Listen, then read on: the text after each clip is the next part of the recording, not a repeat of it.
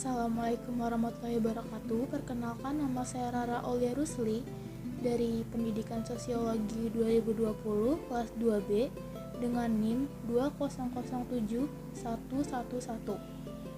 Di sini kita bakal membahas topik tentang kekerasan seksual dengan judul Stop Kekerasan Seksual.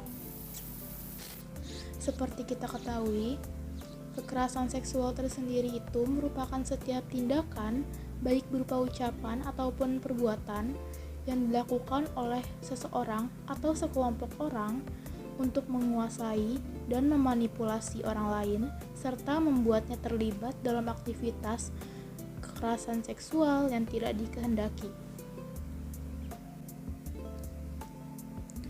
Semua orang bisa saja menjadi korban dari kasus ini, tidak pandang usia dan juga gender, tetapi kasus yang paling sering ditemukan adalah kekerasan seksual pada anak di bawah umur, di mana kebanyakan pelaku ini menargetkan anak di bawah umur karena mudah untuk dikelabui, dan juga belum banyak anak di bawah umur yang paham tentang edukasi seksual.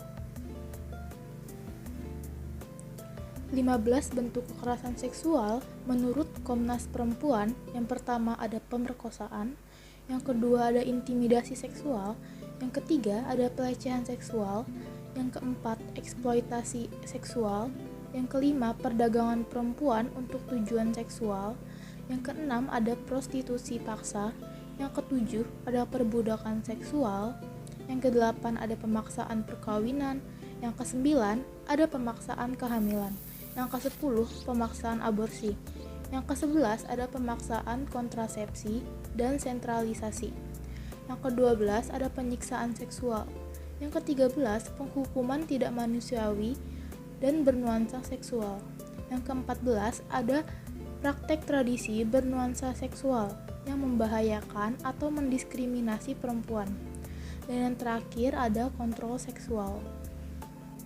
Dampak dari kekerasan seksual itu, yang pertama dampak psikologis korbannya akan mengalami trauma yang mendalam. Selain itu, stres yang dialami korban dapat mengganggu fungsi dan perkembangan otaknya. Yang kedua adalah dampak fisik. Kekerasan dan pelecehan seksual pada anak merupakan faktor utama penularan penyakit menular seksual atau PMS. Selain itu, korban juga berpotensi mengalami luka internal dan pendarahan. Pada kasus yang parah, kerusakan organ internal dapat terjadi. Lalu yang ketiga ada dampak sosial, yaitu korban dari kekerasan seksual sendiri ini dapat dikucilkan di lingkungannya. Dan juga seharusnya para korban ini mendapat motivasi dan dukungan moral dari lingkungannya, tetapi malah dikucilkan. Penyebab terjadinya pelecehan seksual tersendiri itu karena mudahnya korban untuk ditaklukkan.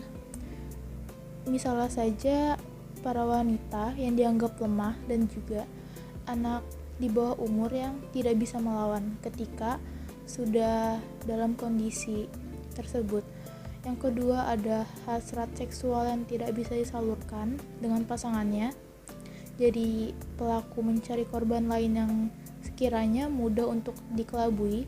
Yang ketiga, mempunyai riwayat kekerasan seksual saat masih kecil, yaitu adanya trauma yang membuat pelaku ingin membalasnya ketika ia sudah dewasa. Pelecehan seksual ini juga tidak sepenuhnya salah korban atau pakaian korban, karena seharusnya pelaku yang harus bisa menjaga pikiran mereka agar tidak terjadi hal yang tidak diinginkan. Terlebih lagi, kalau soal pakaian, setiap orang berhak memilih gaya pakaian masing-masing.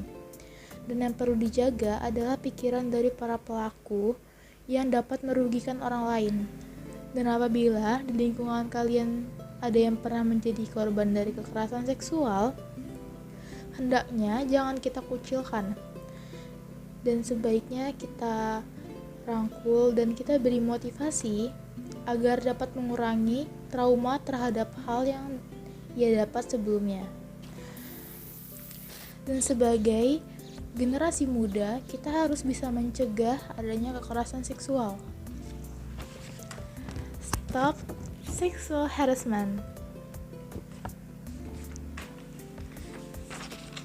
Sekian yang dapat saya sampaikan, kurang lebihnya mohon maaf. Wassalamualaikum warahmatullahi wabarakatuh.